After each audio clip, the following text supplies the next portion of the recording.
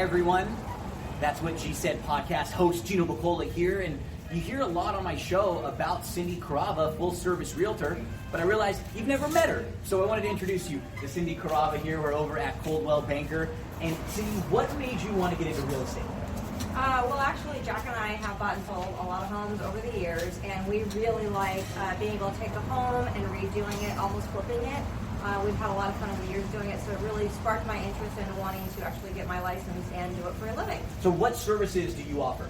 I help everybody with either purchasing their homes or getting their homes ready to be put on the market, and I also do leases, whether you're looking for a tenant or you're also looking to rent out your property. I do that as well. And where can we find more information about you? I am on social media, Facebook and Instagram, but you also can find me on my website, which is cindycarava.com, or you can call me. My phone number is 626-394-6400, or you can email me at cindyc.realtor@gmail.com. Thank you, Gino. August 14, 2019. Thank you, Joey, for bringing us in to another episode of That's What G Said podcast. How's everyone doing this Wednesday? Gonna give a shout out to my grandma, Nana. Happy birthday today on August the 14th. Talk a little baseball, a little boxing, some horse racing news, and then we're gonna go through a full Del Mar Friday card. So we're going to go through every race. We'll hit on all the horses in every race, replay, real super in-depth on Del Mar Friday. Talk some Hard Knocks, Raiders, episode 2, and things with a little WWE talk. Just a little what happened on Raw and what happened on Smackdown. And then we'll set up the next tournament. Going to be the Best Wrestling Movies tournament coming up this week. Got a field of 16 set. Let's kick things off with a little baseball. And we're what, 6 weeks away from the end of the season?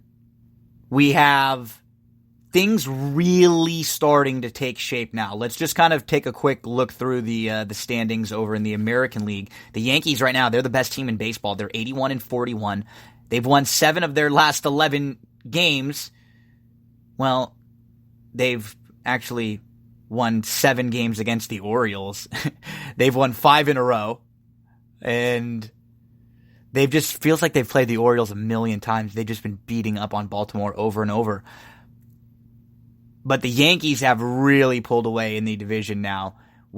Even with Tampa winning 5 in a row, Tampa is still 71-50. Well behind that best record in baseball, the Yankees at 81-41. So Tampa right now is actually sitting in the wild card with Cleveland. Cleveland's 1 game up on them, but those are the 2 wild card teams right now. The Twins and the Indians, they're only separated by 1 game in the Central, AL Central. Twins are 72-47. The Indians are 72-49. And then the Astros, they're quietly just kind of hanging around 78-42. It looks like it's going to be the Astros and the Yankees battling for the best record in the American League, and they'll probably be battling with the Dodgers for the best record overall. And that could be very key as far as home field is concerned in some of these series. The current wild card lay of the land in the American League, the Cleveland Indians and the Rays are the wild card teams. Cleveland is 1 game up on Tampa with those 2 spots. And then behind them, Oakland is 3 games behind the Rays, and Boston is 8 games behind the Rays. The Red Sox have just had a miserable few weeks. A few weeks ago, they were actually above Tampa in the standings. And after a bad couple weeks and a good couple weeks for Tampa, Boston is 17.5 games behind the Yankees, and we saw Tampa is 9.5 games behind the Yankees. So Boston, they have to, they need some luck, and they need to start playing really good baseball right now, or they will not make the playoffs this year. Over in the National League, the Braves, they're up to 71-50. They have a 6-game lead in the National League East over the Nationals, over the Phillies, over the Mets. The Mets and the Phillies are 9 behind the Braves, and the Nationals are 6 behind the Braves. The Cubs in that fun NL Central, the Cubs, they're one game up on the Cardinals, who have been playing much better baseball in the second half. The Cardinals have won 4 games in a row now. The Brewers are 2.5 games behind the Cubs, so still a 3-team race there in the Central. Those 3 teams separated in the loss column by only 3, and the Cardinals and the Cubs are tied in the loss column. The Cubs have just played a couple more games, and they have a couple more victories. The Dodgers, 18.5 games up in the division. They are 9 games up in the National League. They're battling it out with the Yankees and the Astros for the best record overall in baseball. When you look at the National League wild card, the Nationals are now a game up over the Cardinals. The Brewers are a game and a half out of the wild card at that second spot. They're a game and a half behind St. Louis. The Phillies are 2 games behind St. Louis. The Mets are 2 behind St. Louis. They lost a couple games after that really hot stretch. And the Diamondbacks, they're still in the mix. They're only 2.5 games behind St. Louis. The Giants, they are 3.5 behind St. Louis. They're at 60 and 60, 500. Right now, if the playoffs started, the American League, the wild card game would be the Indians versus the Rays. The series would be the division series would be the Houston Astros versus the Minnesota Twins, and the Yankees would be getting the winner of that wild card, either the Indians or the Rays. And in the National League, the Nationals would be playing the Cardinals in that wild card. The Braves would be playing the Cubbies. Braves would be hosting the Cubbies. Astros would be hosting the Twins. Yanks would be hosting that wild card winner. And the Dodgers would be hosting the wild card winner between the Nationals and the Cardinals. So, start to look at it on paper now. And, the Dodgers obviously have been the dominant team in the National League, but you look at the rest of the teams that would potentially be in the playoffs. The Braves, the Cubs, the Nationals, and the Cardinals, those are all good baseball teams. The Nationals have a really good pitching staff. The Cardinals were my pick to win the National League before the season even started. They're starting to get hot right now. They're a very well-built baseball team. The Braves added some pitching and some bullpen. Cubs added a couple pieces, Castellanos. Very capable teams. Any of those teams in the National League could represent, and it would not shock me. And then the same thing, you look to the American League. You wouldn't be shocked if it was the Yankees or the Astros, obviously. They're the 2 best teams. The Twins have been very good all year. They'd probably be one of the bigger surprises in a series because we've never seen them prove it yet, this group of Twins. Even the Indians are a good baseball team with lots of pitching. They could beat anyone in a series. I don't know if they have enough offense to win multiple series or go on the road and win multiple series, but there aren't any fluky teams. These are all the teams that are leading their divisions and the teams that are like battling or right now that are in the mix for the wild card. They're good baseball teams. Little boxing news. Anthony Joshua versus Andy Ruiz, the rematch, scheduled for December the 14th in Saudi Arabia. Now, Ruiz wants that move to U.S. or Mexico, but he doesn't really have a say. He agreed to a rematch before, and that means that Joshua's people kind of get to decide. And actually, Ruiz was not even supposed to fight Joshua right now, but he got a temporary exception that allows Ruiz to put up all the belts against Anthony Joshua. The fight had to happen, I guess, before like the end of the year. And the winner of that must fight Kubrat Pulev, who was before May 31st of 2020. That was the fighter who was supposed to fight Ruiz before Ruiz won the title and before this rematch was set up. Tyson Fury is a fight with Otto Wallin, set up for September the 14th in Vegas. They talked when in an interview I saw, I think it was on he was on the ESPN kind of car wash, so he was on with Stephen A. Smith and Max, and he was on with Golick and Wingo, and he said that he does think Andy Ruiz will beat Anthony Joshua again. Said the reason why he's fighting Otto Wallin is that someone tall to help set up for that Wilder rematch. And I like Tyson Fury. He's got a great personality. He even mentioned sports entertainment. He said, I'm more than a boxer. Got to try to be an entertainer here.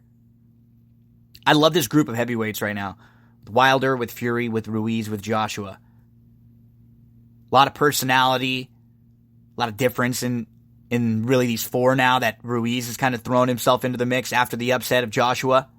So let's keep an eye on what happens with this news in the next few weeks. Will they move this fight from Saudi Arabia? Where will it end up? I just hope that we see these fighters, the best fighters, keep fighting each other or hopefully fight each other in the first place, because that's always been one of the knocks on boxing in recent years. We just don't see the best fighters fight each other. Everybody kind of dodges each other. On this day, August the 14th, back in 1919, the White Sox, Happy Felsch had 4 outfield assists in one game. It's pretty crazy to think about. 4 outfield assists in one game. 1932, Dodger pitcher John Quinn wins a game at 49 years old. 1961, the Phillies lost their 17th straight game on August the 14th. 1981, Mike Schmidt hits career home run number 300. 1982, Pete Rose breaks the all-time at-bats record. He still holds the record with 14,053 at-bats. Second all-time is 12,364. And the active leader is Albert Pujols with 10,545. Unbelievable record for Pete Rose, the hit king. Also the at-bat king. 2016, Usain Bolt wins another Olympic gold medal for the 100-meter. At Rio, he was the first man to win it 3 times. In 2016, August the 14th, on this day. A little bit of horse racing news, and then we'll get into Del Mar for Friday, August the 16th. So the All-American Futurity Trials, quarter horse racing, they get underway on Friday. But as of Wednesday, when I'm recording this show, trainer Trey Wood is suspended. He has 31 horses entered over Friday and Saturday in the trials. One of his horses tested positive for albuterol, a class 3 violation. Does have the ability to transfer horses into other trainers' name. Those trainers would then be responsible for any violations. 257 horses vying for 10 spots, but still lots needing to be sorted out before these trials get underway Friday. Thunder Snow, third in last year's Breeders' Cup Classic, 2-time Dubai World Cup winner, will not be running in the Woodward. He had a fever and he missed the Whitney. When he was scratched out of there, he was entered in the race and he looked like he was going to be one of the top contenders. And they still hope to get back to the Breeders' Cup Classic again when he ran, where he ran a good third. And get a group that it's just not a group of older horses that aren't that strong on paper.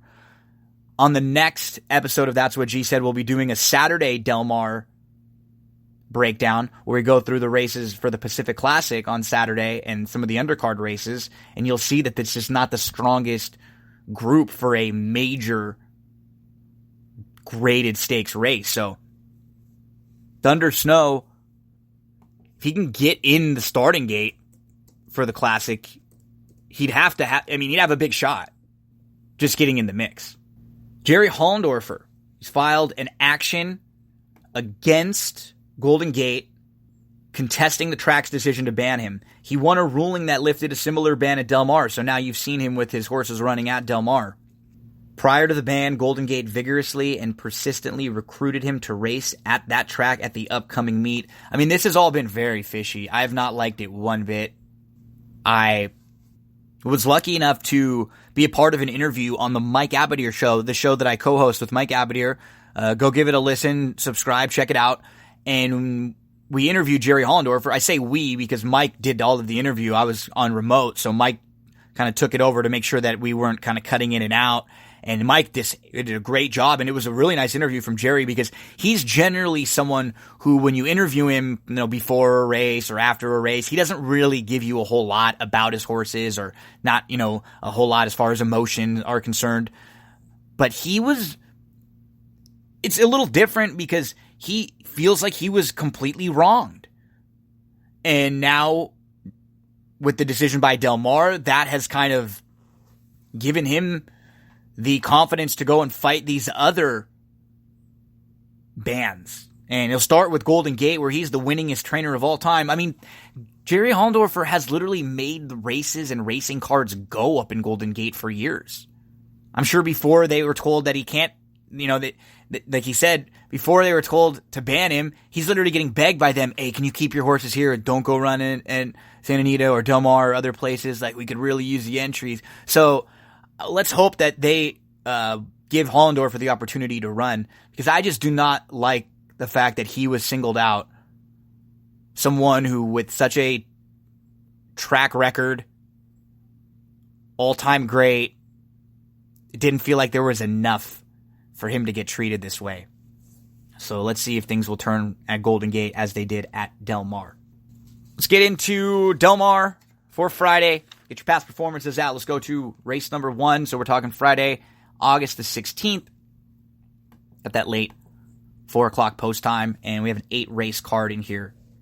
I won't really give you... I'll just tell you who I'm going to use, like in the pick 5 each race. I'll tell you who I have in order in each race, and I'll give you an idea of what prices I would like, and we'll go through the field. So the first race is a 16 non-2 claimer, 6.5 furlongs. We start with the 1, Conquest Smarty. Just slow start. He moved up widest of all in his last on August the 3rd. He couldn't get to the runaway winner, What's It To Ya, who I gave out as like a play of the day 2 starts back. Of course, What's It To Ya won last time out. But Conquest Smarty was favored. He wouldn't really be a shock. From the inside is the major concern, because he has a little bit of speed, so maybe he can use that to help get into a good securing spot.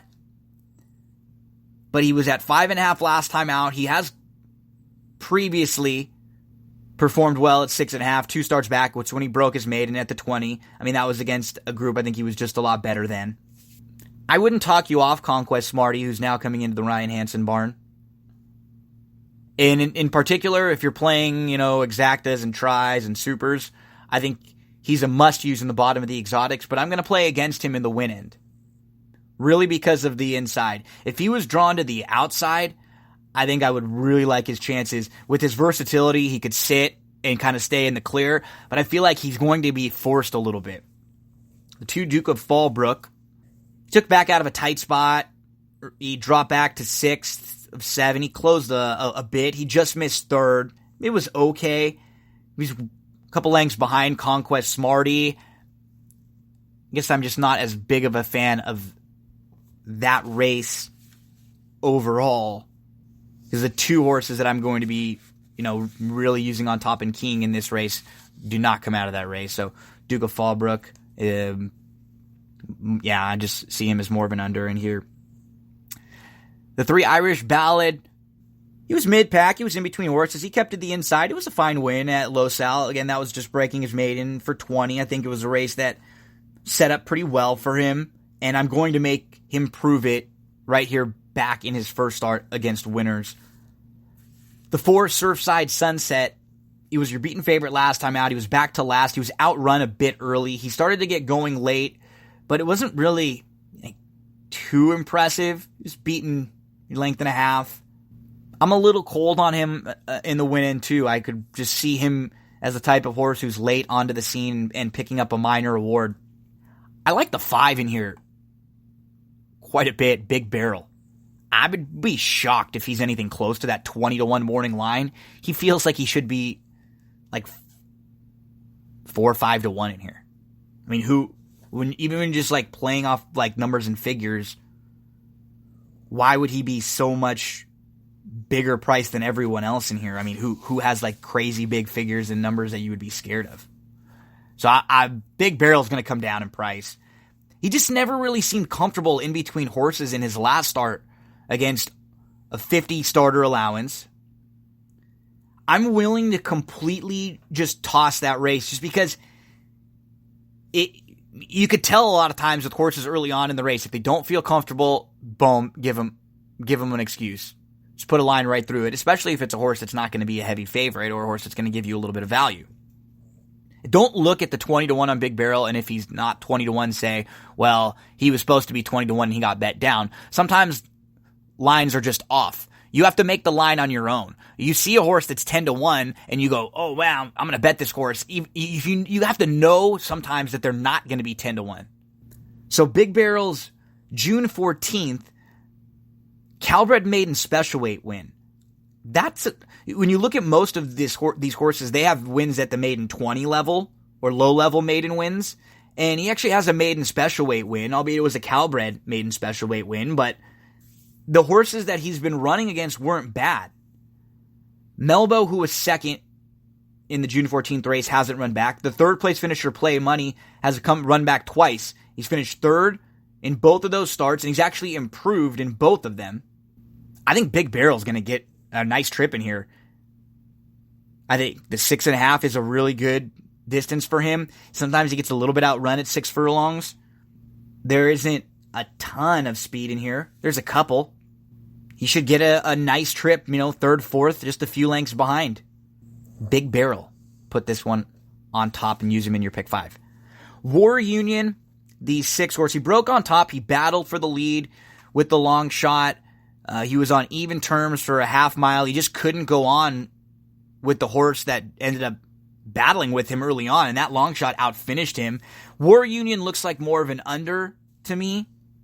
Comes out of a race where the winner, Zip the Monkey, did come back to finish second in an allowance, a 16 allowance next out on the grass. But the runner-up, State Golden, is still a maiden.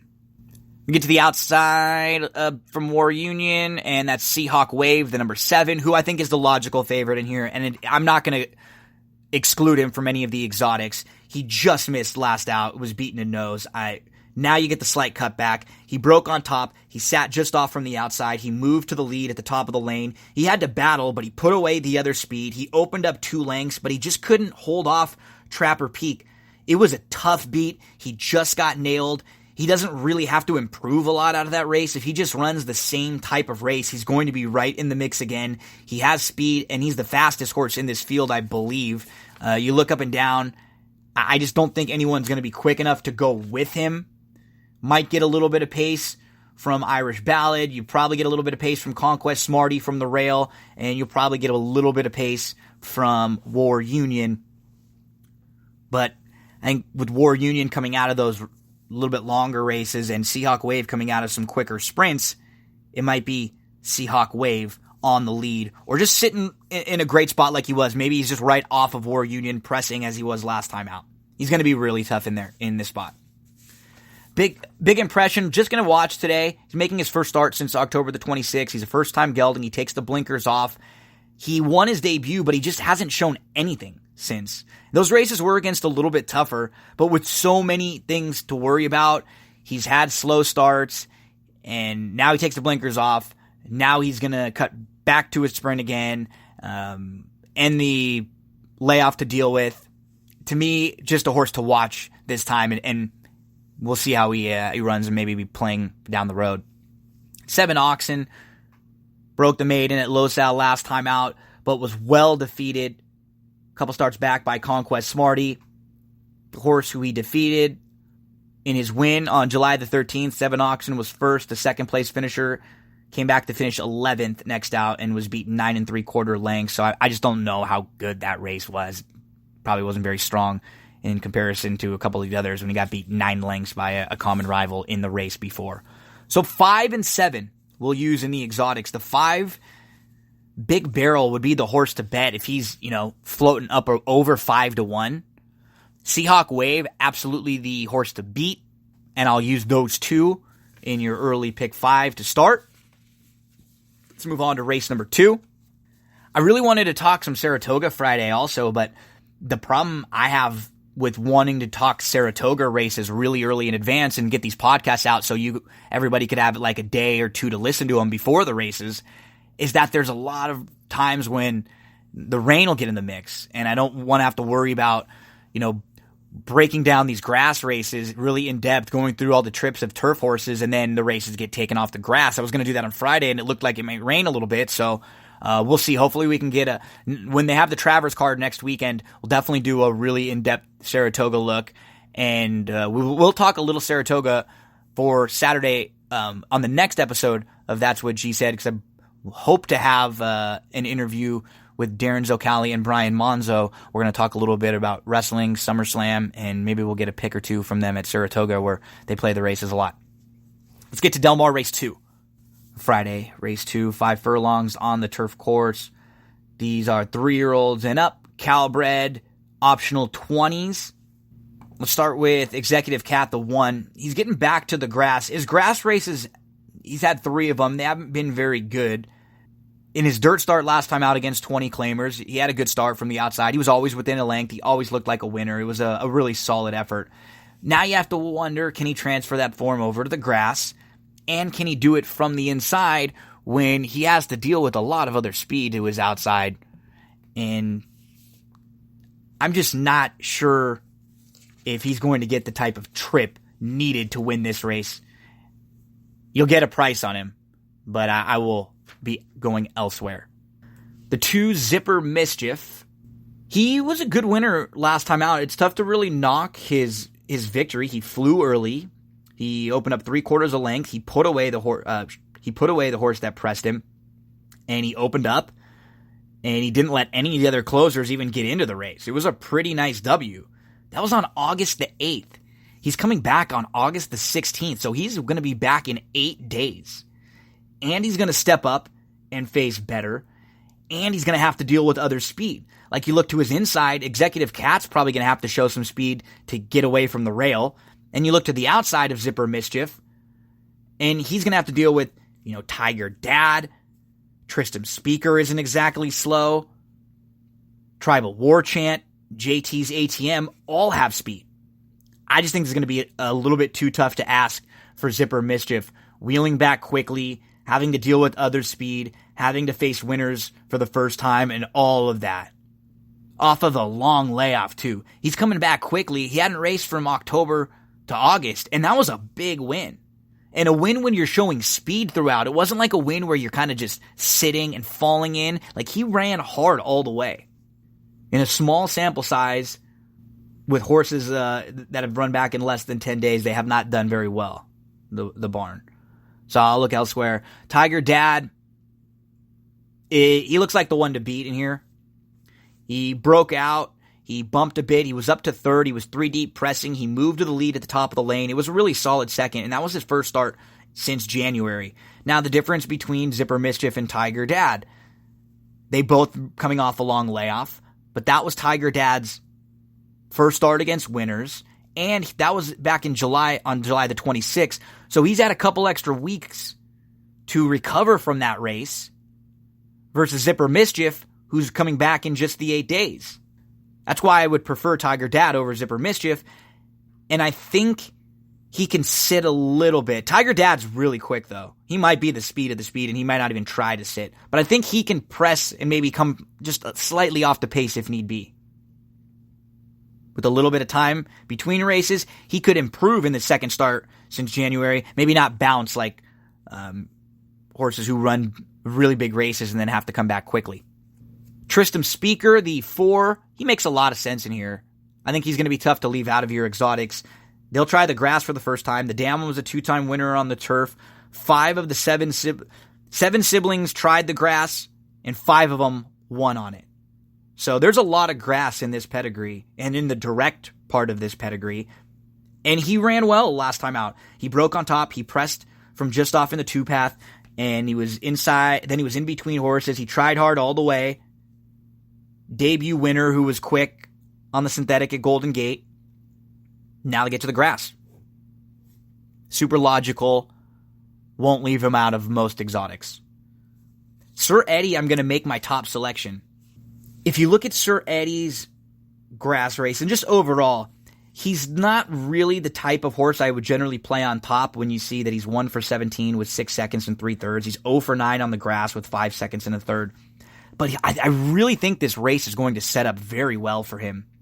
And I'm hoping for a little bit better trip. And because he may be offering better value, that we're going to have to perhaps get stuck in a bad spot. And that's what happens when you bet a horse who's a little bit better of a price.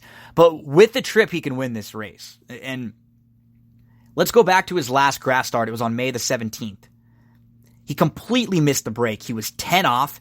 He started to move up on the inside, but he was behind horses. He didn't really seem to be asked much late. Wasn't really, persevered with. I think he has a lot better to show on the grass than that start. And then on July the 31st, it was his first start in a couple months. It was against Open Starter Allowance Company. He kind of just ran up into a bad spot. And I'm hoping for a better trip back to the grass. That May 17th race, he was behind a couple horses. One of them, Psycho Dar, won next out, an optional 20 Calbred, and then was second, beating a nose versus open optional 40. I like the races he's coming out of. I think Sir Eddie, big shot, capable with the top effort. I mean, his grass form overall is good. He just hasn't won. He's run some winning races and some races that are good enough to beat this group. And if he can sit off the pace, the race that I really love is, the November race going 5 furlongs back in 2018 where he closed. He sat maybe 3 lengths off and he closed and he was a really good third against open maiden special weights. Or the Calbred maiden special weight race on February the 23rd, sitting just a couple lengths off, beating only a neck. That race, duplicate efforts of either of those races are going to make him really, really tough in here from off the pace. Because he's just not quite as quick as some of the others, so that should put him in a nice striking spot. Rinse and Repeat, the 6. He's the horse who I have on the fringe. I think he's at least worth a look because he will be launching a late rally in a race that will probably set up for him. He was 3 wide all the way. He really never had a shot with that trip last time out, July the 28th. So you can excuse him for that. Overall, he's been a pretty consistent horse. He's finished in the money quite a bit. He's 13 for 23 in the money. And he has a win at 5 furlongs on the dirt and 6.5 furlongs on the turf. So sprinting is not an issue for him if he can get the type of trip he needs. That's the issue. You want to make sure you get a little bit of value on him. The 4-1, I would not want to take much shorter than that. Makes a ton of sense, and he's a scary type of horse to leave out of your pick 5 because he's going to be closing late. So if you have one of these speed horses and you see Rinse and Repeat starting to wind up and you don't have him, you're going to start going, oh no. Tribal War Chant, he broke well, he battled in the 2-path, and then he tired. JT's ATM, so Tribal War Chant I'm just going to be watching. It does always serve as a positive when you get Bejarano to jump aboard. JT's ATM is the 8. We have not seen him race since January 27th. These connections are a little sneaky, though. They could pop with the price every now and then. This horse has some speed, and he has not run that bad on the grass. Let's go back to the November race. No, let's talk the January race. A couple of these races written down, but let's talk January 1st. He has a good start. He showed speed in between horses. He got to clear off by a length, but he couldn't cross over. And that hurt him late, but he still ran really well. This is a multiple winner. He's looking for his first turf win, but he's run very well on the grass before. The barn only has limited numbers off of layoffs like this. I wouldn't be shocked to see him run well. He's run longer. He's been at 6.5 and 6.5 in his last couple.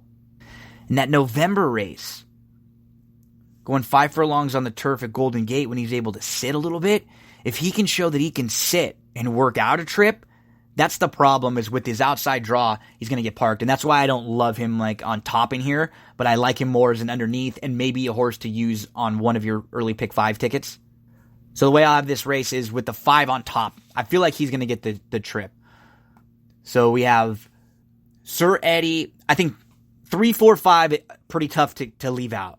So 3, 4, 5 I have, and then 8, 6 if you want to go a little deeper. 5, 3, 4, 8, 6 is the order I have in race number 2. Let's get to race number 3. Calbred 2-year-olds, maiden special weight, 5.5 furlongs. The distance, we start with the 1 Very Irish. The dam was a 5-time winner, earned $211,000, a small stakes winner. one of the two siblings won. This is Cesar de Alba training, and this horse has actually shown a little bit of ability at Los Alamitos in the mornings. Just going to be watching, though, because the rail draw should be tougher, because it's still a new barn, in a barn that hasn't had a whole lot of horses. So, I'm going to watch a little bit. The 2 Crooked Finger Ray, dam was unraced. This is the first full. The barn with first-time starters, Mike Pipey, 17 for 79 the last 5 years, 4 for 27 last year. But the thing about Pipey is they're very capable with first-time starters at their barn. They're not like a perennial barn that wins first out, but as you can see in small sample sizes, they do okay when they have the horses that are good enough and ready to win first out, talented enough to win first out, bred to win first out. They do well, and they generally pop at prices. Those horses that won were 9-1, 8-1, 15-1, and 5-2. So those are the same stats we'll use for Audace, who Pipey also has in here. The 9, who I prefer of the 2 of them. The 3 10 cents. I've just had, as far as like publicly, it's making, anytime I seem to make a corner horse or a JMS horse like a top pick or a horse that I like, they don't run, or they run second or third. They've both had great meets so far. Coroner and JMS, the horses have been running really, really well. This is a first-time starter, the 3, named 10 Cents, who's a 2-year-old son of Golden Cents. It was a $130,000 purchase, the Barrett Select. The dam was a 3-time winner. She was actually good early on in her career. She was 3rd in her debut, and she won a maiden special weight second out, and then she was 2nd in a first-level allowance in her 3rd start. 1 sib, 1 winner. Plenty to like about 10 Cents. I just like others a little bit more in here. Would not talk you off 10 Cents, though. The number 4. I think, therefore I am. Descartes. Trusted in logic, experience, and reason.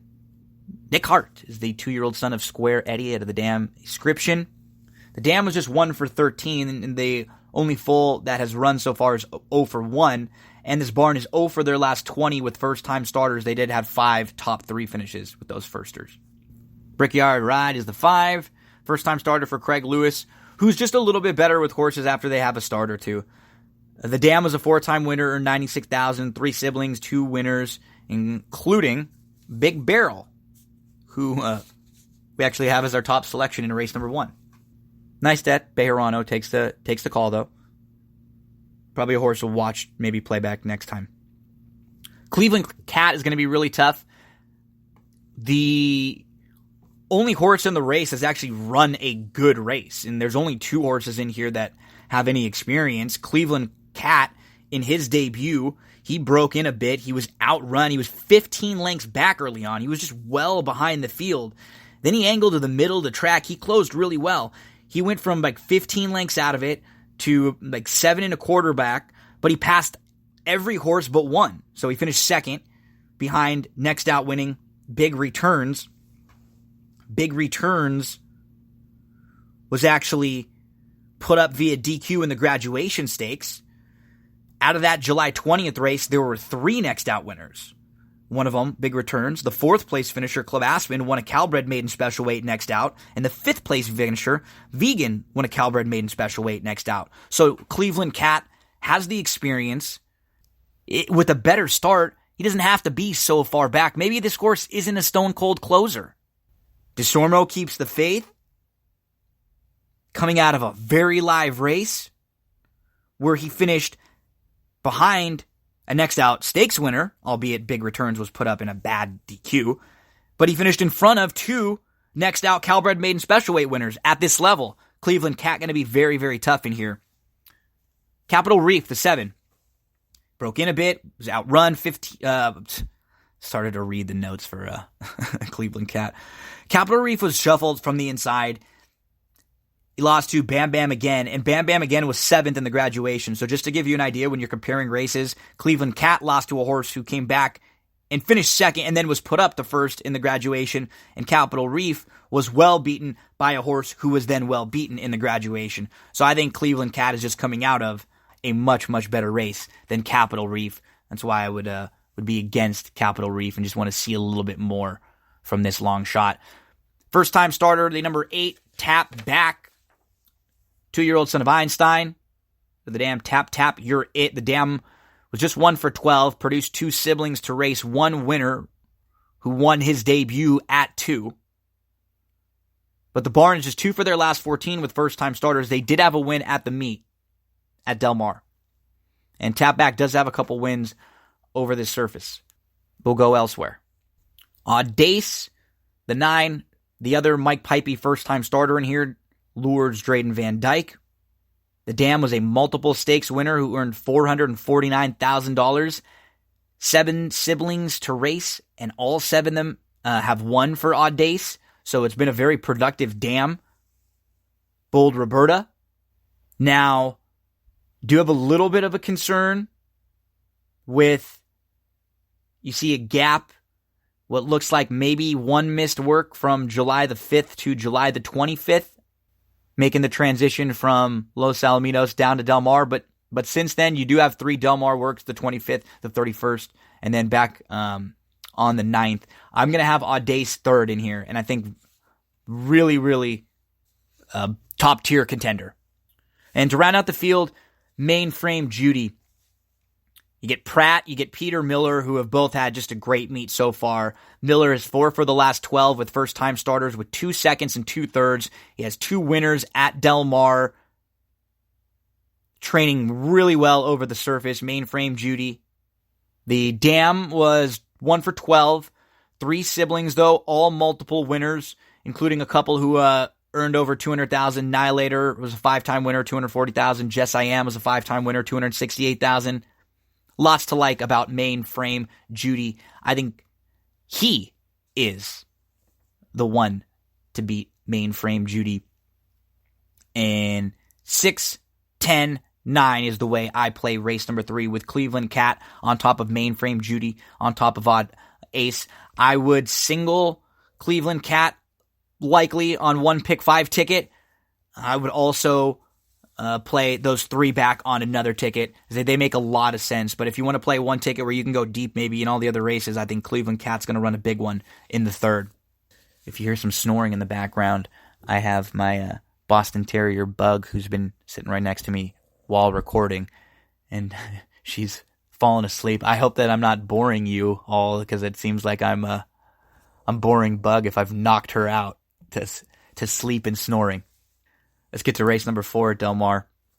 It's an optional 40, first level allowance, 5 furlongs on the turf course, fillies and mares, 3-year-olds and up. The one into the south, she's faced some good ones. Even 2 starts back, just go 2 starts back, you see Royal Charlotte, who won stakes races in her next 2 starts, including the Grade 3 victory ride. And the horse who was second that day came back to win a first level allowance race next out. So she acted a really live April 19th race. Then on May the 26th was a good second at Churchill as your slight beaten favorite. She's only raced on the grass once, and it was in a Grade 3, and it wasn't bad. She was 4th, and she actually made up some ground from a wide post. It was not a bad trip. It was not a bad race, not a bad effort for Into the South. I'm worried about the rail draw going 5 furlongs, because there's not a lot of speed in this race. And I don't think she's fast enough to clear from the rail. And that will likely mean she's going to get stuck in a bad spot mid-pack and get shuffled. Or they're going to have to take her all the way back and try to come flying late. And I don't know if that's going to be the best bet for her. So we'll be slightly against Into the South. I'll have her 3rd. And if you want to go a little deeper, and maybe you are going to play a pick 5 where you single with Cleveland Cat in race 3, then you can use Into the South, because I don't think she's going to be like a super short, overwhelming, favorite. And those are the horses that you are generally trying to beat, the really short priced horses. But if she does get bet down, I just don't really. She's never the type of horse I would play to win from the inside post. I'm going to give Silky Slew a race. She has not raced 5-year-old mare since October. I think you can completely give her the race, and she won at Del Mar going 5 furlongs last year, but I just don't think she's going to be at her best yet. Very good at 5 furlongs. Both of her wins have been here. The May 13th race win in 2018 up at Golden Gate was good, and the August 31st race was good. Showed the ability to come from off the pace, kind of weave in and out. But I don't know if she'll be at her best quite yet. And I would want a little bit more than what she's offering on the morning line, at least, is 4-1. I think Stylishly is going to be really tough in here. Probably the horse to beat. I will not play any exotics that do not include Stylishly. The only thing I might do is make a win wager on another horse if Stylishly does get bet down, which I think she might. And to me, she deserves to be favored in here. Let's key off of her turf sprint races, really. Let's just look at her last 3 starts. At Gulfstream, a good effort in the turf sprint. At Aqueduct, a good effort in the turf sprint. And then came over here to Del Mar. And she was a step slow, but she worked out a really nice spot, 4th, 5th. She was inside. She was never more than 3 lengths off. She waited. She angled around. She looked like she was in a good spot, but Cellar Door was behind her. And Cellar Door angled around her, and Stylishly got passed up. But she had a lot left in the tank, and she just kicked into another gear, and she ends up kind of drawing off by a half length for the win. Stylishly now, with that race under her belt, second off the short break. There's not a lot of speed in here. She should be sitting again in a really good spot. And just go through every horse by horse. She's the most logical winner. The other contenders, you have to ask, like Into the South, how good is she on the grass? And with the rail draw, you have a concern. You have a concern about Silky Slew coming off the bench. Same thing for And You Shall Receive, having to deal with the layoff. You look at all of the top contenders in here, and they have some things to worry about. And with Stylishly, I don't think you really have those same worries. Stylishly can be a little closer in this spot. She's the one to beat. And if for some reason she is around that 7-2, I would not talk you off playing her to win. Or even, I do think she's the most likely winner. So I wouldn't even talk you off of singling this horse in some exotics. But there's another horse in particular that I think is worth a flyer and is worth using at a price. We'll get to that one in just a bit. The number 4, And You Shall Receive, 3-year-old, who has not raced since October of 2018. And she exits a live race with a couple next out winners behind Chasing Yesterday, who is a grade 1 winner. Watch Me Burn, who came out of that race to win the Zia Stakes. And You Shall Receive will be making her turf debut. The Dam was 0-2 on the grass. There's a half to a nice one named Do Share, who was a grade 3 winner and earned $600,000. But there's not a lot of turf success with the siblings for And You Shall Receive. I will have her placed 4th in here, because I do think she has talent, and I wouldn't be shocked if she's improved a little bit and matured a little bit from 2 to 3. But the layoff concerns me slightly, and that's why I think, with Silky Slew and You Shall Receive, who both are coming off similar layoffs, they last raced a week apart in October of 2018. Donut Girl, the 5 was a step slow, was in 5 wide into the turn, was 4 deep down the backstretch. I have a feeling she's another one who's kind of late on the scene and more of an under to be used in here. Not a ton of knocks. She wouldn't be a huge shock. She's run well in her, small grass in her career, just 3 races. The number 6 Tiger Silk is a wild card. The price for this one is the key. She is a Richard Mandela trained import who last raced in New Zealand. The barn is just 3 for their last 16 with foreign shippers, and just 4 for their last 45 with new acquisitions. And one of those 4, the most recent winner, wasn't even a first-time acquisition. It was a horse that they had previously had in the Mandela barn that was back in the Mandela barn. Tiger Silk will take the blinkers off. Has not raced since March. I think this is going to be a good starting point to see what they have with this filly. Her form in New Zealand was good, but we just don't know how that will stack up. And this is going to be her first start for the new barn. The first start in the U.S. Just will be watching. Show It, number 7. Not a bad race at Albuquerque. I just don't know. Same kind of thing for Tiger Silk, who comes in from New Zealand, and then we have Show It, who comes in, from Albuquerque and Sunray Park prior to that. I just don't know where she fits on this circuit, and not a ton of turf experience. The race on the bottom of the page that you see on October the 27th at Remington was actually pretty good against 15 non-3 claimers. She's just a horse I don't think I could use in the pick 5. I could use in tries and supers. Show It. Time for Ebby. I'm going to make my top selection in here. She has not been as really consistent as far as winning late. But if you look at her overall form, I think she's been a little bit better than she looks at first glance. Let's put a line through that last race where she just never had a shot. She was really, really wide, and that was a group that was a lot better than this group, and it was on the dirt. She's coming back to the grass now, where she's actually run pretty well. But you don't really see it because the last time she was on the grass was April the 27th, and she had a slow start that day. You can excuse that race. So her form is just a little bit muddled. It's a little bit hidden. She has more speed than many in here. And when you look at this race, who's going to get the lead? Somebody's got to go, right? It might be time for Ebby. If she's sent, she might get the lead. I think Stylishly is going to end up in a good spot early. Maybe in the south, guns from the rail, but that's why, Silky Slew has a little bit of speed and maybe fresh. That's why I'm going to give Time for Ebby a shot. Because if she ends up close, if she's on the lead or she's close, like that June 23rd race, going 7 furlongs on the dirt against optional 40s, she broke well. She battled for the lead with 2 others.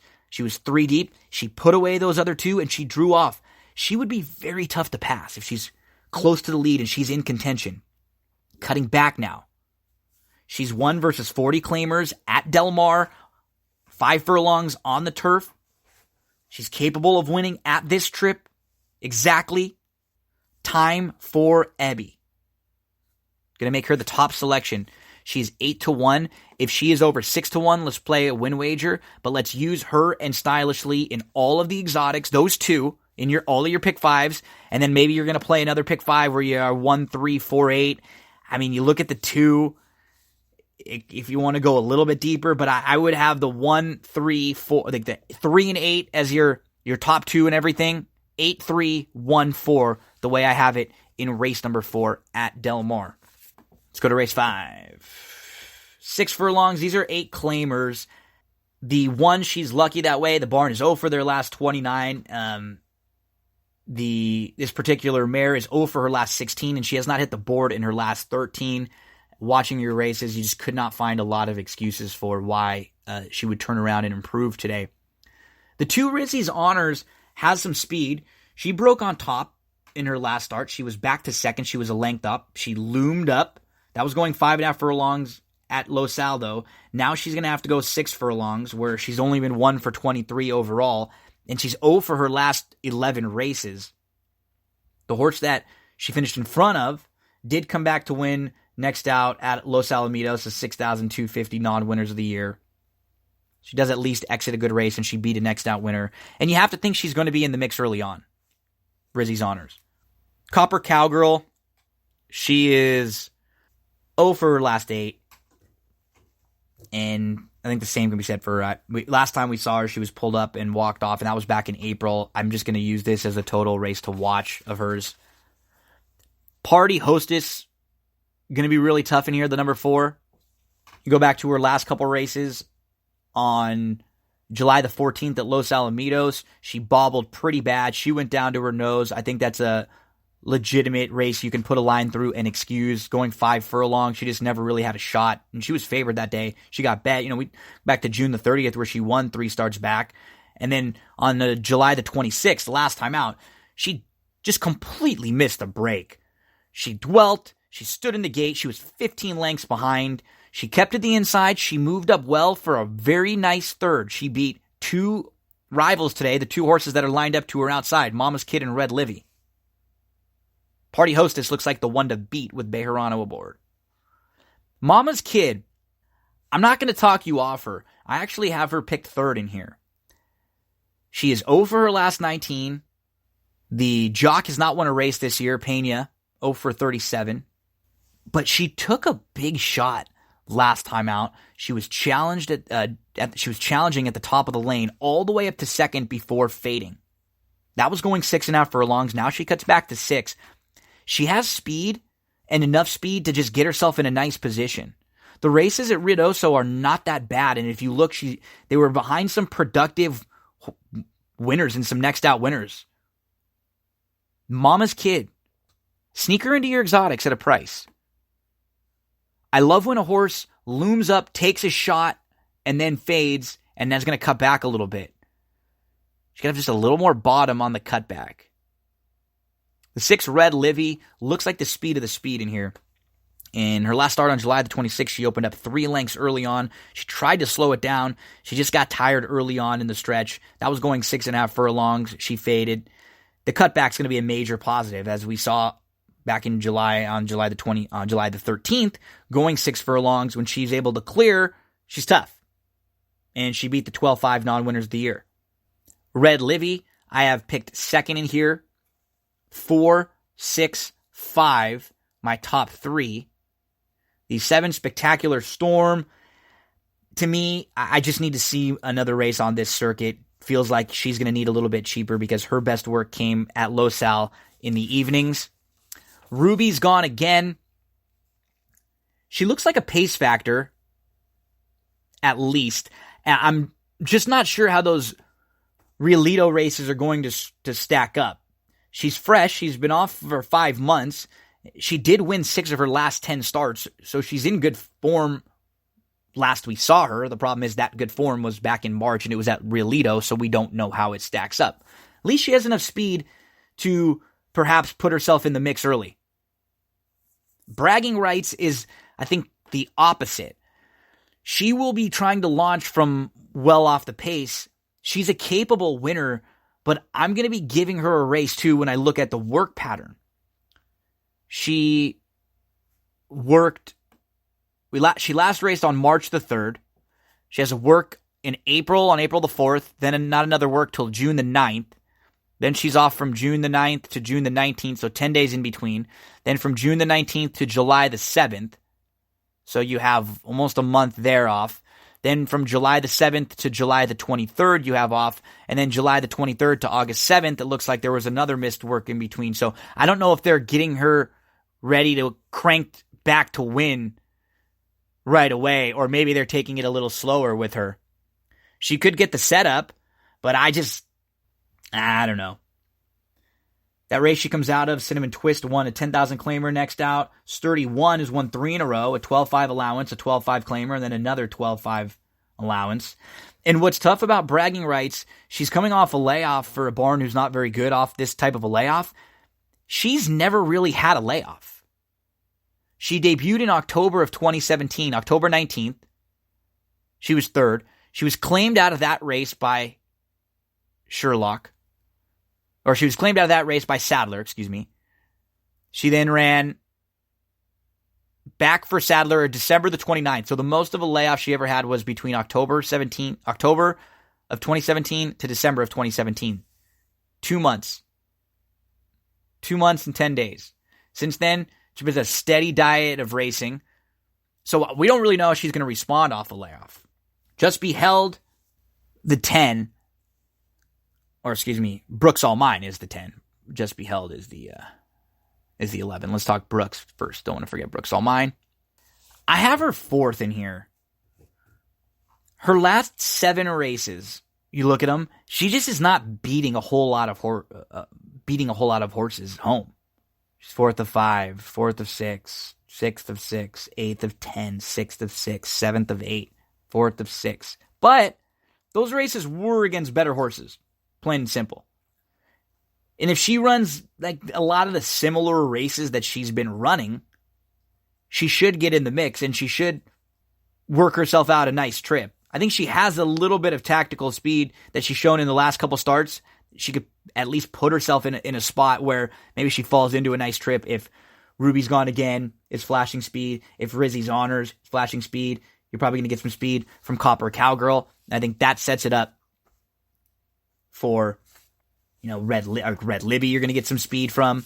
Red Libby's, probably the speed of the speed and will enjoy in the cutback. Mama's Kid maybe right behind them. Party Hostess, one we like most. 4, 6, 5, 10. Party Hostess on top of Red Livy, who's the speed, on top of Mama's Kid, who's the price, who could end up working out a nice trip, top of Brooks All Mine, who could kind of just fall into a nice spot from the outside. Let's move on to race number 6, Del Mar Friday. Maiden special weight. Fillies and Mares, 3-year-olds and up, 6 furlongs. The distance, let's go to the 1, Distorted Win. She hopped at the start. It was she was a little slow, but then she moved through. She angled out 3 deep. She was kind of climbing late. She lost the battle for third. She was actually favored first time out in a 5 furlong turf sprint. She drew the rail. Draws the rail again now in a 6 furlong sprint. Trying the dirt. Mandela, Pratt, lots of positives, but the rail has me a little bit concerned again. You just get a little bit compromised. You have to kind of wait, angle around, and other horses are able to have a lot more clearance in their moves, in the strategy. The 2 Koala Coast was in tight, was squeezed back a bit, and that was it. Never really had the opportunity to get going again in her debut on July the 4th at Los Alamitos. Just the debut. The barn is much better when horses have a few starts, so expect her to get a little bit better with some running. The 3 Amatara, her debut was on the grass back in October. We then saw her race July the 4th at Los Alamitos, going 6 furlongs against maiden special weight. She broke well. She was 3 deep, was second, was third, was just a length off, was up to challenge, but could never get by Saints Painter, who led the way throughout. Amtara was a clear second, though. Was a length and a half clear of third. Plenty of reason for her to show some improvement, putting a couple starts together in second time in the Baltus barn. The 4-star Kist is back to a dirt sprint. Kind of looks like she's starting over. She sprinted on the dirt in her debut. It was okay. She was 4th. She just was well beaten. Since then, she's been trying the grass. Last time out, she came off a long layoff. She sprinted on the grass. I'm just going to be watching. This barn has not won a race since January of 2018. I think they're 0 for the last 36, so a little bit cold at the moment. Cover version looks like she's using this as a total prep. She's raced 6 times, and all 6 of those races have been at 1.25 miles or longer on the grass. Now she's going to go 6 furlongs on the dirt. She hasn't raced since November of 2018, and that was in France, going 1 3/8 miles on the turf. Now it's going to be in the James Cassidy barn for the first time. I'm just going to be using this as a total watch race, because I don't know if she's going to be quick enough to compete with sprinters. 6-horse Girl with the Curl. First-time starter for Owen Hardy. The barn is just 13 for their last 164 first-time starters, just 8% with a 0.68 ROI. 0 for the last 20. The Dam was a 4-time winner, earned $133,000. This is the first full for Golden Rock. Sheer Class is the 7, first-time starter for John Sheriff's 3-year-old daughter of Curlin. Mike Smith is aboard. The Dam Jungle Tail was 3 for 15, earned $177,000, was grade 3 placed on the grass. The Lone Sib was 2 for 15. Sheriff's is just 5 for his last 50 with first-time starters, but 2 for his last 7. And 5 of the 7 have been top 3 finishes, including the wins at 3-1 and 15-1. So I've been doing a little better as of late with the first-time starters. Blue Moonrise looks like the one to beat in here. This is the 8. Blinkers come off for Bob Baffert. Cuts back to 6 furlongs after going 6.5. 3 consecutive. June the 22nd was a smooth start. Was pressed from the 2 path, put away the 8-5 favorite, and was a clear-cut second, and that was off a 5-month break. It was really good. And last time out, slight bobble.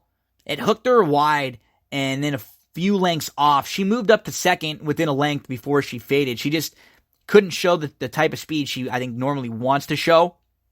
Now she's going to go 3rd start off the 5-month break. The blinkers come off. She cuts back after three races at 6.5 furlongs. And what I like about her, okay, yeah, she's finished second a couple times and third again, but she's only been the beaten favorite once. So that tells me she's been in tough races and in races where she's not just a horse that will like spit out a lead or has proven herself over and over to be a horse that's like a hanger or with seconditis. So I think Blue Moonrise is a logical favorite to use and include in your exotics. The 9-Page Runner, she looks kind of like another one in here that's just using this as a start over point, right? Like Star Kissed. I don't know if we're going to get her best going 6 on the dirt. I don't know if we're going to get Cover Version's best going 6 on the dirt. I think the same can be said for Page Runner, who's going back to a dirt sprint. It just looks like they want to get a little more speed into her at the very least because they're adding the blinkers and they're putting Maldonado on and just putting her into a quicker race. She does exit some productive races. What's funny is if you'll notice, almost all the races that she's exited, the horses that have been in that race have come back to win next out in another race that she was in. She lost to Out of Balance, who was a next out winner, Bold Mongolian, who was a next out winner, Curlin's Journey, who beat her, and then came back and beat her again. See what we can get from Page Runner. Miss Ava's Union, I like to round out the field. Her career debut, she was a good second. Then came back, that was in December of 2018. Came back 3 months later, March 2019. Just never really got in the mix. I think you can excuse those races. She comes back on July the 20th. It was a slow start. She squeezed back. She's kind of hopping and jumping a little bit early. She just didn't really seem very comfortable for the first half mile. Then she tried to move in between horses. She got shut off. She has to angle around. She got up for 4th. I'm expecting a much better race today. She's finally able to put 2 starts together. I like the fact that she's drawn to the outside. I think that can help Bejarano have some options. Maybe he can sit off and kind of keep her in the clear and not have to start and stop with her, because I think she does have a nice turn of foot and she will show some late energy. Miss Ava's Union, the 10, going to make my top selection. The 8, I think the horse to beat, to use in all exotics, Blue Moonrise. The 3 horse I have in third, that is Amtara, off that runner-up effort in the debut, in the debut for Baltus, the first time in the Baltus barn. Career start number 3 now for Amtara coming up. And Distorted Wind, I'll have in the 4th spot from the rail. 10-8, 3-1 in race number 6 at Del Mar. 7th race, the CTT and TOC. Fillies and Mares, 3-year-olds and up, 1 3/8 on the turf course. Pants on Fire looks like I think a logical favorite, and Baltus could have a very nice day. Pratt will be aboard. In her last start, she broke really well. She sat just a length 2 off. She was tucked inside. She angled out 3 deep with dead aim. Really no excuses. She just was flat late. She was third. She was beaten a length. I just think she's the best horse in here. If you look up and down, what she's capable of on her best days, she should save all the ground from the inside. And in a turf race like this, I'm going to trust Flavian Pratt, who's been making all the right moves at the meeting. So I just don't really see anyone in here who's much better than her. The 2 Overthinking, I actually have in the 2nd spot. I like the races that she comes out of. She's a new face coming in from the Midwest. And her Del Mar race last year, August the 1st, going 1 3/8 on the turf course in a similar spot. If she just repeats that effort, that might be good enough to win this race. I love Blanc, one of the most underrated turf riders out there. Overthinking, the 2 I have picked in the 2nd spot. I have 1 Pants on Fire on top of the 2. Overthinking. The 3 Curlin's Journey. No real knocks. She's consistent. I just think she's going to have to improve a little bit to get the better of like a horse like Pants on Fire. And will she show a little bit more speed?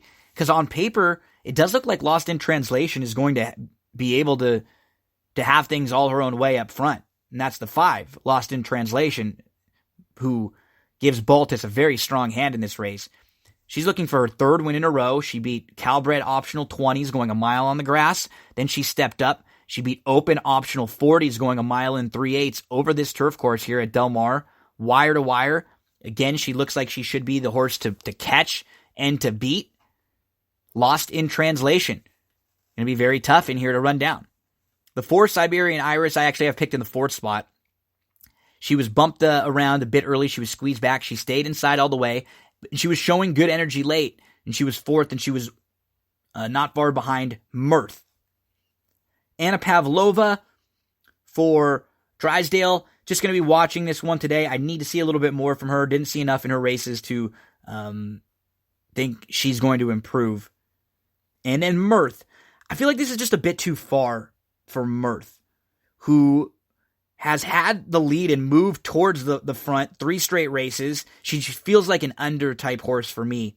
She'll be chasing. She could sit a great spot behind Lost in Translation, but I don't know if she's going to be able to go to win at this trip. 1, Pants on Fire. Over the 2, Overthinking. Over the 5, Lost in Translation. Over the 4, Siberian Iris in race number 7. Wouldn't talk you off using the 1, Pants on Fire, as a single. And if you're playing any late exotics, does look like the one to beat. But throw the 2, Overthinking, in some. And I know a lot of people are going to play the 5 with that speed and that big weapon of perhaps lone speed. But don't forget about the 2, Overthinking, to include in some of your exotics. 8th race, Del Mar. Maiden 20s, going a mile. 3-year-olds and up. The 5, DeWood, will be really, really tough for Zayats. But let's get to that one. The 1, Fort Dodge, has never hit the board in 8 career starts. The 4th 2-back, beaten 6 lengths, was okay. Was behind a couple horses that won next out. But I just have to see more from a horse who's never been closer than beaten 6 lengths. The 2, The Easy Way. He was 5th in his debut in a field of 5. But it was just his debut. He broke out a bit. He was too deep. He was 4th, 5th. He was 3 off. It wasn't a terrible race, and it was against a field that was probably comparable and maybe even a little bit better than this field, because this is not the strongest group in the world. The 3, Alfonso C, I think a must-use in all of your Exactas Tries Supers, and probably even in some of your pick 4s, pick 5s, or however you're going to approach the Friday races, because he looks like the one to catch. He was 3-4 deep, he was close up, he was within a length, he loomed up, but he was second best. That was going 5 furlongs. He's now stretching out to a mile, and so he should just end up on the front end. And maybe he gets brave. Rocket Ship showed a little bit of speed going a mile, now comes into the Dean Pedersen barn. Dawood, the 5 for Zayat Stables. This is just a good level for him now. He looks like the one to beat. He was 5 wide and in between horses. Then he dropped back 3 lengths off. Then he was 5 wide again at the top of the lane. He just missed after a crazy wide trip, and he kept grinding. He should be really tough to hold off in here. In a race where there's not a whole lot, he has faced much better throughout his career, and then when he dropped down to this level last time out, he really should have won, and he would have won if he didn't have that type of trip. Refractometer, the 6. He broke out a bit, he was bumped, he bumped his rival, but he recovered well. He was 3 deep, he pushed 4 wide at the top of the lane, he was within a head of the lead. He's a logical contender, but I just like a few others more in here. The nice thing about him is he has some upside, and he should step forward second off the bench. But I'm just watching the same race that he comes out of with Dawood, I think Dawood was much, much better there with a much worse trip. Sharpshooting George, blinkers on, comes out of a productive maiden special weight race behind Oil Can Knight. And he, similar to the Easy Way, he was 5th last in his debut, but it was just his debut. Sharpshooting George actually faced better too. Now he adds the blinkers for the drop in class. This is not the strongest group in the world. He wouldn't have to improve a ton to be competitive in here. The 8, Tis a Slayer. Buffy just popped up on my Hulu. But Tis a Slayer, I will not really endorse a whole lot. Her only race was at Turf Paradise in April. She was well beaten that day. Now she comes into the Alexis Barba barn, who's only started one horse this year. The 9 Midnight in Maui for Bill McLean. I was trying to build a case for her, or for him in here. He is dropping to his career low. He was facing maiden 50s last time out and then maiden special weights prior to that. And, you look at the Golden Gate race going a mile on the grass. It wasn't that bad of a race. I wouldn't really be against using Midnight in Maui in the bottom of your exotics. I think the same can be said for Derby Storm. The 9 and the 10, they could sneak into your tries and your supers. I just don't know if they're good enough to win. So I didn't use them on the win end in your pick 4s or pick 5s. But use the 9 and the 10 in like the 3rd, 4th, and 5th spots if you're playing, exactas, tries, super high 5s. Wouldn't have to use them in the 3rd, 4th, or 5th spots in an exacta though, right? So maybe 5 Dillwood will be a single on some tickets. The 3, don't forget about Alfonso C, who could try to steal this race at a price. The 2, the Easy Way, and the 7, Sharpshooting George, just coming out of debut races where they didn't show much. Refractometer, you have to think he will be right in the mix, but I would just go elsewhere. And then Midnight Maui and Derby Storm, maybe for the bottom of some of your exotics. But 5, 3 really is probably the 2 I'll use most on top. Okay, there's your Del Mar Friday card for August the 14th. Best of luck. Let's get to a little Hard Knocks. The Raiders Hard Knocks. Week 1 is down. It is time to raise the bar. We begin with John Gruden telling us they need better etiquette, better execution. Not a lot of people expect a lot from us.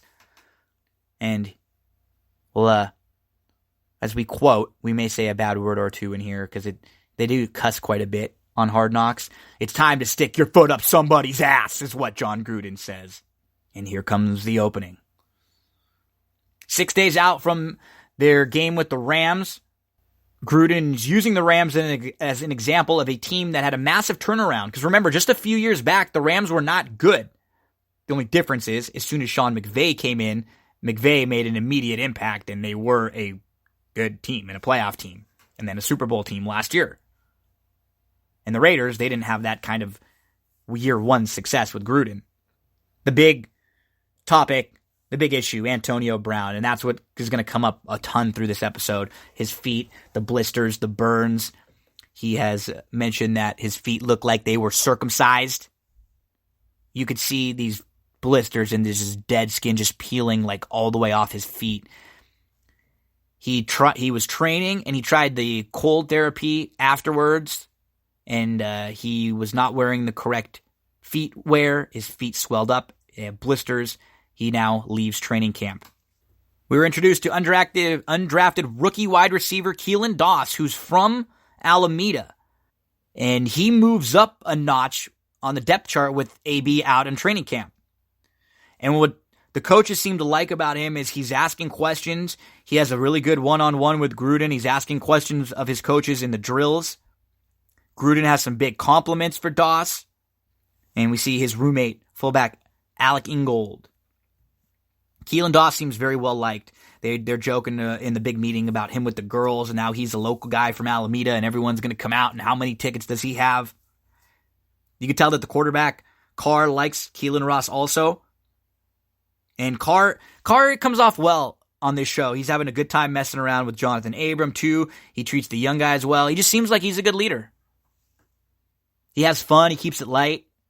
He does get hit in the knees by the defense, and that gets Gruden and the team a little bit upset because you can't hit the QBs in these practice and these run-throughs. One of the big battles in camp is between Mike Glennon and Nate Peterman battling for the backup quarterback spot. Glennon, early on, we see he's messing up the snap count. Peterman's holding on to the ball too long. Everything's taken forever for it to develop.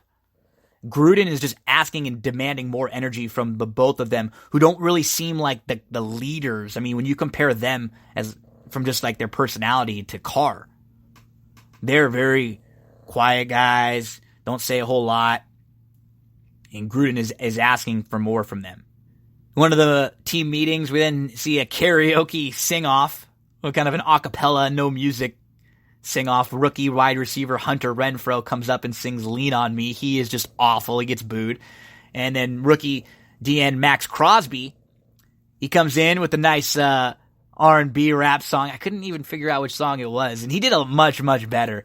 So then he becomes kind of one of the focal points of this episode. We see him, and we meet his girlfriend Rachel. We see Max getting tattoos. Next up, Gruden is prepping the Raiders for Gurley and for Goff and for Aaron Donald, who they're going to be dealing with in practice this week. And Sean McVay, who worked in Tampa under Gruden, one of the places that he got his start. McVay. So they have a long history together.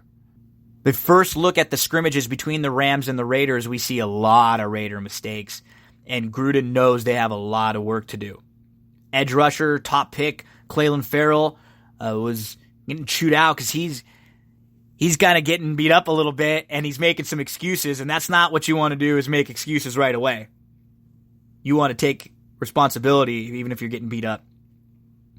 And the really big issue that everyone is talking about and everyone's, concerned about is Antonio Brown. It's hanging over everyone's heads. It's an obviously frustrating situation. Gruden is bothered by it, and he keeps kind of making jokes about it here and there. And now we find out that Antonio Brown has filed a grievance over his helmet. Gruden asks jokingly, and he kind of looks around, has anybody seen AB? Anybody seen Antonio Brown? Another discussion. Everyone just knows how good Aaron Donald is from the Rams, and they continue to talk about how he is just one of the absolute best players in all of football. Much better day 2 for the Raiders when they're out in their scrimmages. And they're a little more fired up. There's actually a couple of little pushing skirmishes. There's like 2 or 3 little pushing, shoving issues between the Rams and the Raiders. Richie Incognito is actually trying to be the voice of reason, which is hilarious. He's one of the people who's talking all throughout about how good Aaron Donald is and having to go up against him. And Richie Incognito starts to say, let me tell you what I learned in counseling. So maybe he has turned the corner. Former Raider Charles Woodson used to wear number 24, speaking to current number 24, Jonathan Abram, and he's giving him some advice. He's telling him about working hard and being a leader, coming out here every day and trying to improve. See Clelin Ferrell with his family, and they're kind of laughing. They're telling him about a couple of the fights that went on because he missed it. He was on a different end of the field, so he didn't really see the skirmishes that happened. And now Raiders broadcaster Brent Musburger. He shows up. We're introduced to Brent for the first time, and he is asking about Antonio Brown and his health. And the Raiders respond that they hope he will be back next week full speed. It is then Q&A time with John Gruden and the media. And Gruden says that Antonio is still getting clues and information. He wanted to get Carr some targets, and they are concerned with Antonio Brown missing time. Optimistic, but concerned. We then move from the media call to preseason game 1 for the Raiders. And Gruden, for the game, says, show us you know what to do, and do it play after play, and show us how hard you can go. That's what he wants to see from a lot of these players who are battling for their jobs. Mike Glennon starts at QB. We don't see Derek Carr. You generally don't see a lot of the ones, especially early on in the preseason. And Glennon starts, and he has a Raiders touchdown on his opening drive. Gruden loved it. Was a big fan of that drive and how he moved the ball. Early on, we see Max Crosby, the rookie D-end, who was singing, getting tattoos a bit earlier. He broke his hand trying to punch a ball out, but he wants to play. You could tell he's really frustrated. They put a cast right on it, and he gets right back in and plays, which the coaches just love, that he wants to stay on the field, and he wants to be in the game. Glennon then gets sloppy, couple interceptions, couple bad throws. Gruden gets on him. He is unhappy. He even mentions that he's got to quit cussing Gruden because he is chewing out Glennon. He asks Peterman, are you a blockhead? Peterman not running the offense well when he comes in the second half. But there's a big scramble by Peterman late in the game, and it sets up a touchdown pass to rookie wide receiver Keelan Doss, the hometown boy. His first ever catch in the NFL was a touchdown catch in front of really his hometown. The Raiders win 14-3 in the preseason. Although, remember, for the Rams, we didn't see a lot of their big stars either. Sloppy, though. And Gruden mentioned too many penalties, too many turnovers. At the post-game press conference, John Gruden's asked about Antonio Brown, who they hope to see next week, and he said he supports him fully. He mentions that this is a serious issue that he's had to deal with, which is foot, and then a personal issue with the helmet that they're going to support. And you can tell that John Gruden really loves Keelan Doss, who he said Doss wants to prove himself, and he has a chip on his shoulder. He mentions him all the time. We see Keelan Doss go back to his old school. He's excited. Next week, we're going to get Antonio Brown returning. And as they end the show, Jonathan Abrams is talking about Tom Brady and how Tom Brady is older than his dad. Funny to think about. Episode 2 of Hard Knocks Raiders. What'd you think? Did you like? Not like? What are you looking forward to? What storylines do you want to see more of? Do you want to see less of? Shoot me a message at It's Me, Gino B on Twitter.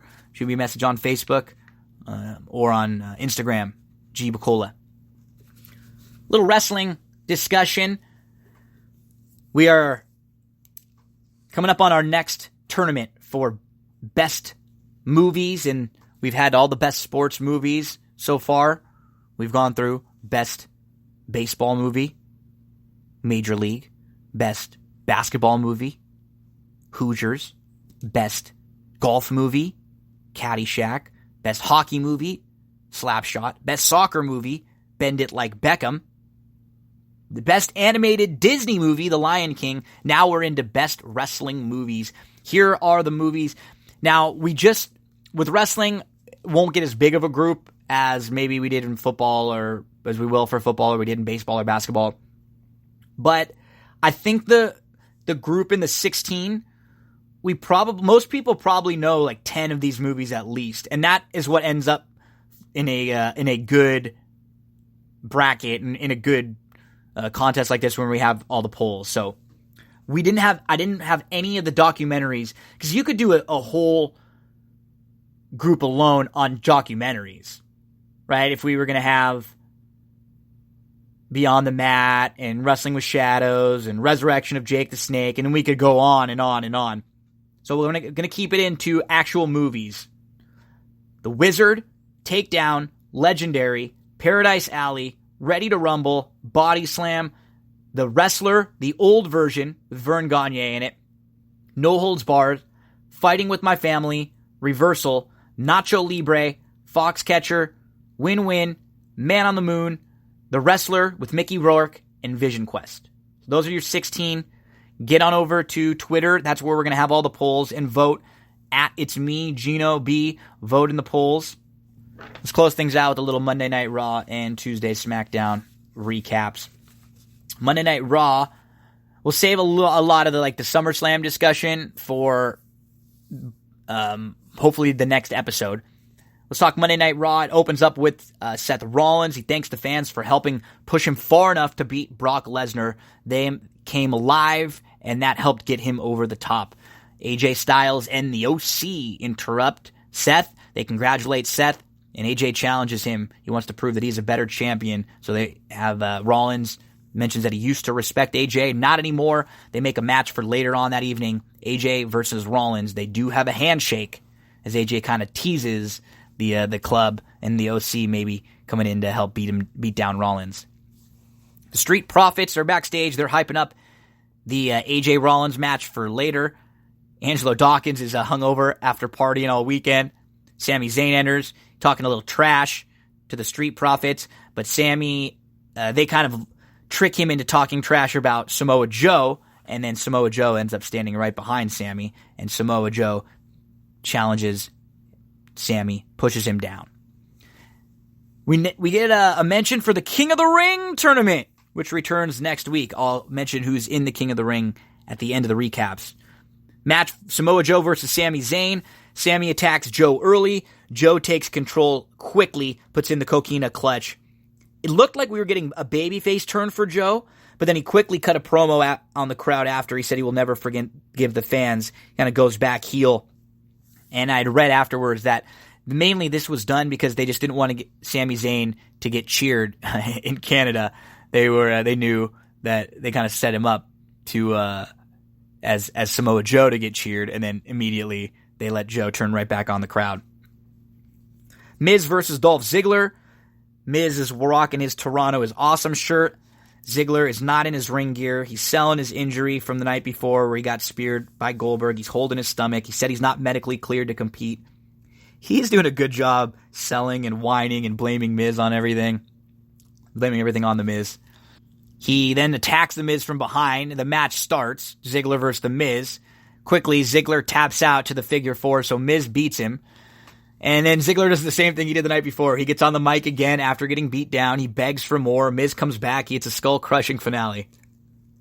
Becky promo. A good promo from Becky. She calls everyone out, and she tells the women to get me before I get you. Next segment, Elias is in ring. He's having a concert that is interrupted by Ricochet, who just says Elias sucks. He comes out, and Ricochet versus Elias, they have a match. Ricochet, he has a one spot where he goes to dive over the top rope, and he misses. Elias moves out of the way, and it was a big land right on your back. It looked brutal from Ricochet, but he's so good in the ring.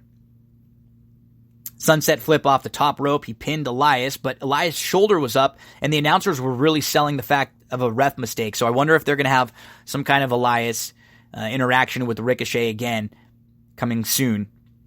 Next up was Rey versus Andrade in a 2 out of 3 falls match. We had a Cedric Alexander hype video before that, which I like. We're starting to get some of these kind of videos. We used to get vignettes when I was really young, promoting people or letting you know when someone's coming back from an injury, or maybe someone's about to get a big push.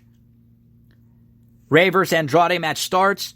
Quick pin for Andrade because Zelina Vega was interfering, and he's able to use his feet on the ropes when he rolls up Rey for some leverage. And then Andrade wins fall number 2 again, with a bunch more of Zelina Vega interfering, distracting Rey, distracting the referee.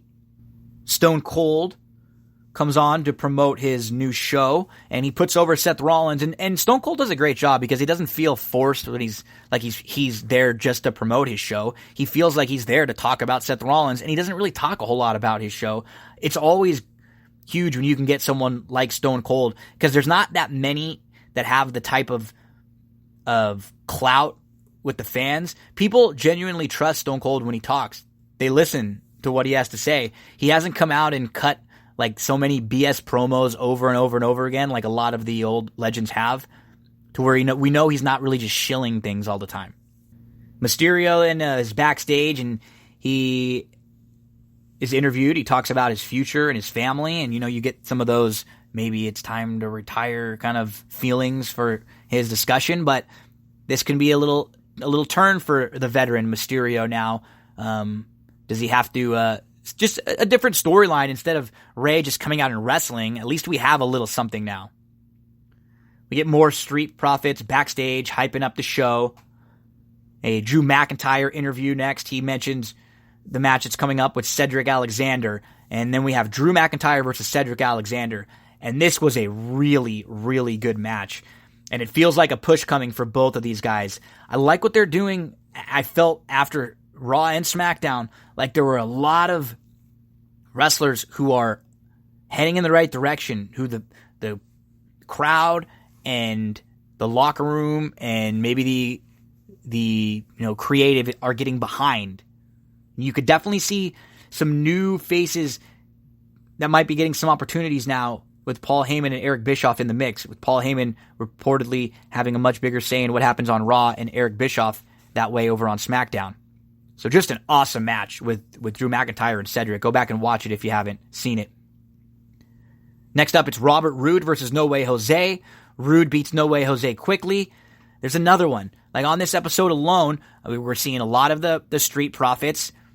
We're, getting some new, like Andrade, you could feel like he's getting a push. It feels like Cedric Alexander's getting a little bit of a push.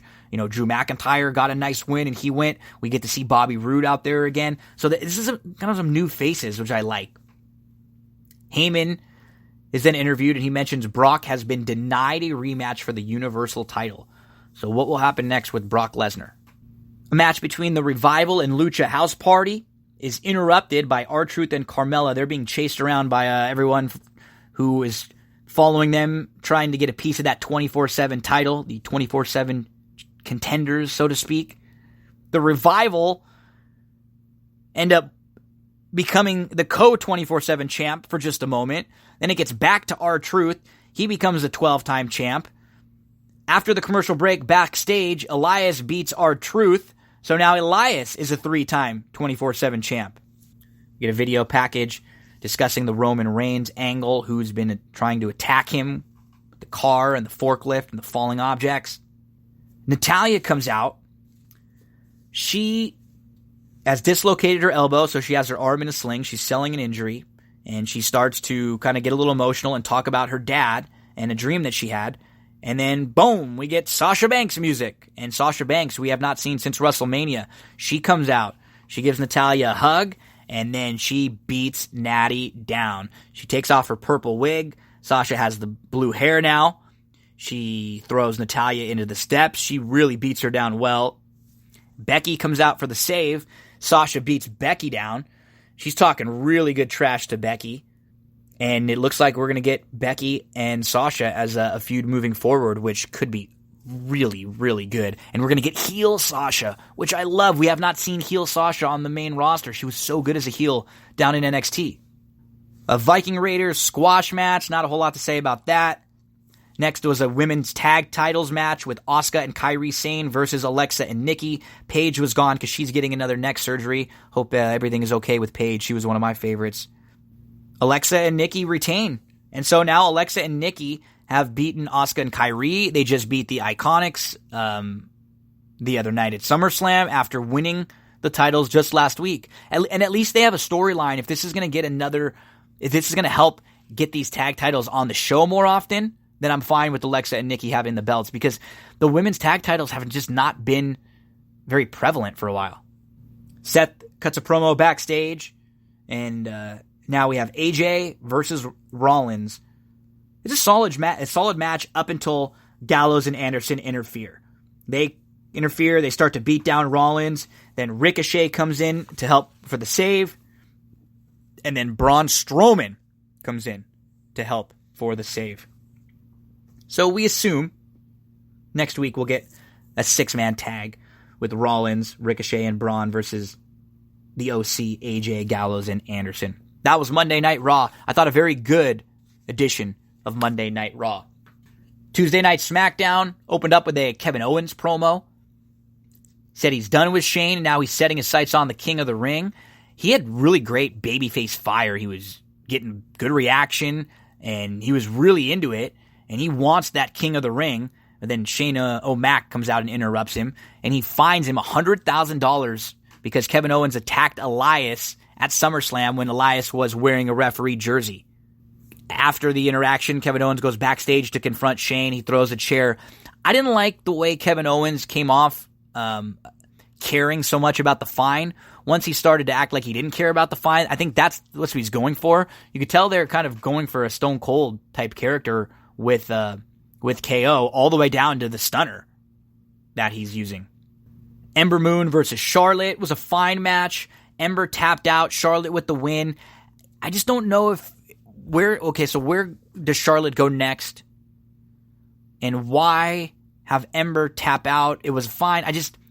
This feels like you're really pushing Ember down again, down the ladder. So maybe that's the case. Maybe she's going to be out of the mix for a while. Charlotte right now could be the champ and should be the champ at any time, but she doesn't need the belt. And as we saw with her match with Trish, she can have a top-level match on the main card that's not for the title. And maybe she gets involved in some way in the tag title picture. We'll see. Daniel Bryan and Rowan, they deny that they had anything to do with Roman Reigns and the attacks on Roman Reigns. Next up, we see an Ali hype promo. So again, little things like that. Look, we're obviously getting a big push for Kevin Owens. We're getting an Ali, hype promo here. Another Aleister Black promo backstage. And on Monday at Raw, we had a very good Drew McIntyre versus Cedric Alexander match. On Tuesday, we had an awesome Roman Reigns versus Buddy Murphy match. And the commentary team was really putting Buddy Murphy over with a really quick knee strike. It was a close near fall on Roman, and this was a great showing from Buddy Murphy. He tried to roll up with his feet on the ropes, but Roman kicked out. Buddy kicked out of a Superman punch. There was a crazy spear spot. Another match that I highly recommend. Go back and check out that Roman Reigns versus Buddy Murphy match from Tuesday Smackdown. Excellent match. We had a Revival promo.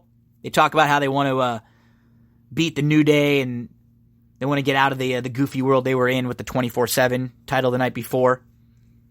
Next up is Samoa Joe versus Kevin Owens.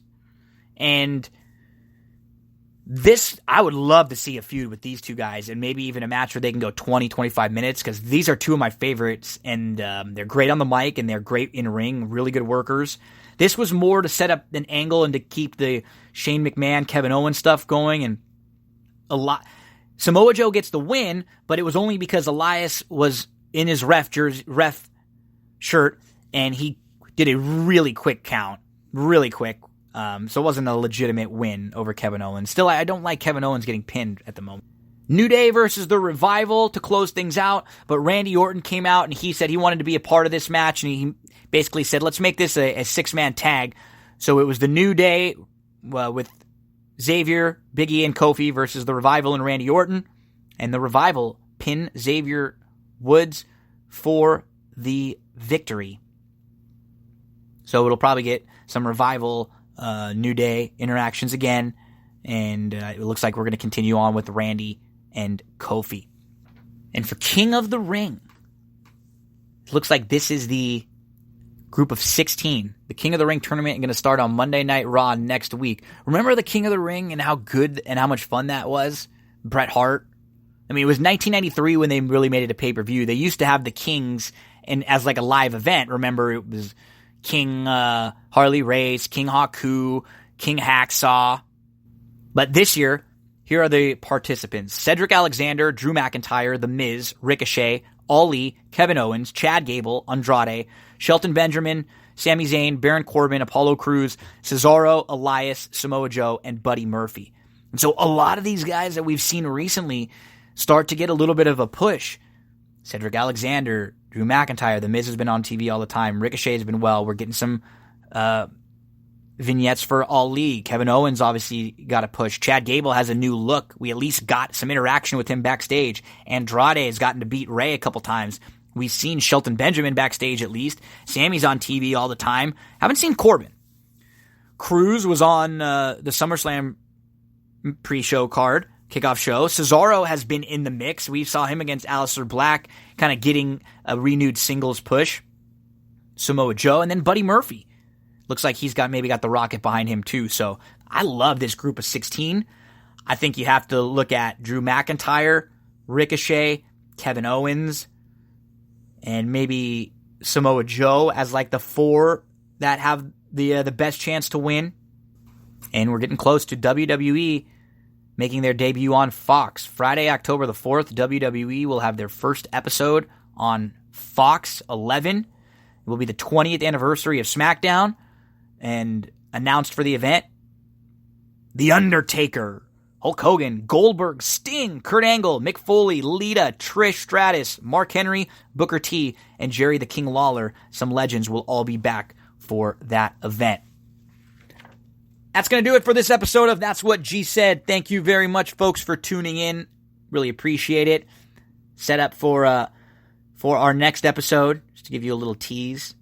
We'll hopefully have an interview with Darren Zoccali and Brian Monzo where we talk a little more about everything going on in the world of wrestling. We'll recap SummerSlam, talk about all the storylines right now, and then we'll hit on a little Saratoga Saturday.